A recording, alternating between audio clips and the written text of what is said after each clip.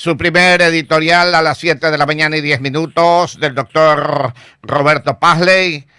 La nota de hoy, las clases presenciales. Luego de ordenar y procesar los informes y estadísticas, el lunes 31 de enero, el COE cantonal de Guayaquil concluyó que los estudiantes podrían asistir a clases presenciales por no existir peligro de contagio en las aulas. Solo desde entonces Guayaquil retomó las clases presenciales en forma voluntaria, respetando el aforo y los protocolos del PICE y las medidas de bioseguridad, lo mismo que ya había establecido el COE Nacional unas semanas antes.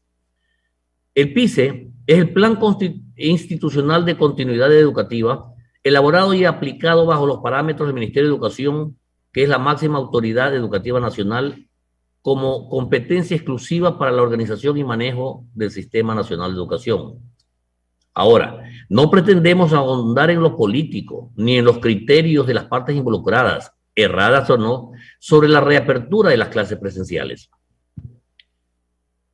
Pero solo era necesario analizar la jurisdicción y las competencias de las autoridades, así como las estadísticas cantonales, las provinciales, nacionales, y especialmente la conveniencia de la niñez y la juventud, utilizando siempre el diálogo para unificar criterios de manera oportuna que permita el retorno a las clases presenciales en todo el territorio nacional y no hacer el papelón del tira y jala, ya sea a manera nacional o internacional. No obstante, la indudable buena voluntad de las autoridades involucradas. Hemos sabido que ningún país del mundo ha estado preparado para esta pandemia, ni los más desarrollados. Peor que Ecuador, que venía arrastrando un enorme déficit económico que ya lo ubicaba en una emergencia económica. Por el confinamiento, el Ministerio de Educación implementó el aprendizaje en casa con acompañamiento a distancia o el aprendizaje por Internet conocido como online. Los resultados no han sido los esperados. Más de un 70% de estudiantes de educación inicial y bachillerato tuvo dificultad de acceso por la carencia de teléfonos inteligentes, computadoras, laptops, tabletas. Esto sumado a la deficiencia de conectividad o acceso a la Internet que tenían estos niños, agravada por los escasos recursos de los padres y la falta de capacitación de los profesores para un modelo en línea, lo que ha impedido la normal formación de millones de niños durante la pandemia, conforme lo han dicho los padres, profesores, estudiantes, y al narrar sus experiencias.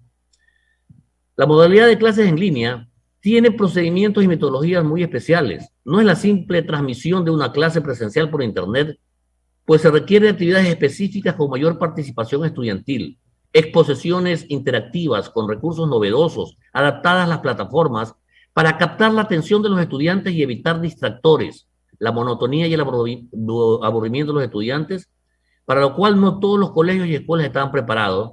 Por eso es que, sumados a la falta de recursos pedagógicos y de conectividad, el resultado no ha sido el esperado. La salud psicológica de los menores se ha visto afectada. Ha aumentado en forma alarmante los casos de estrés, ansiedad, depresión, ataques de pánico, inquietud frenética, agresividad, psicosis de miedo, soledad, apatía, constante agresividad, hipoactividad y demás trastornos psicosociales, producto del enclaustramiento y encierro en las supuestas burbujas de protección antiviral. A este cuadro se suma la violencia estudiantil, la violencia intrafamiliar, acosos y abusos sexuales, así como la incitación al uso de drogas y a delinquir. El índice de suicidios juveniles en Ecuador ha aumentado notablemente, según la versión de la ministra de Educación. Y es que el proceso educativo no solamente es informativo, sino formativo.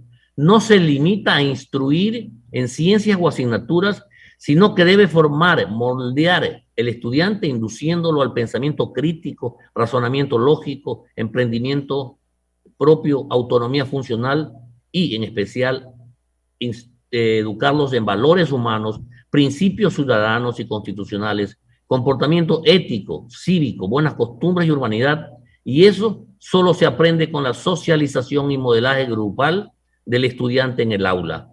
Y eso lo han visto todas las estadísticas e información que hemos recibido en los organismos internacionales especializados como UNICEF, UNESCO, OMS, OPS, la ONU, que coinciden con los especialistas ecuatorianos en que las aulas no son espacios de contagios peligrosos.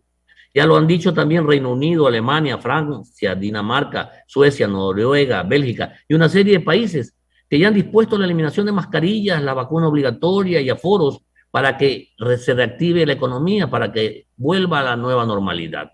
Eso pronto tendremos en Ecuador.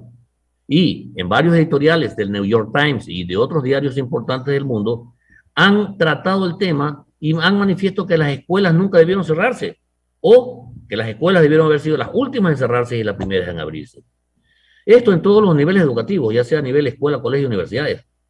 Debemos reconocer y celebrar el diálogo y los acuerdos mantenidos por el COE nacional con el COE cantonal de Guayaquil, así como los diálogos entre la ministra de Educación y la alcaldesa de Guayaquil, que han llegado ya a acuerdos sobre temas de educación y las clases presenciales en Guayaquil, lo cual debió haberse propuesto desde el inicio para evitar cualquier otro diferendo en bienestar de los estudiantes y de nuestro país, el Ecuador.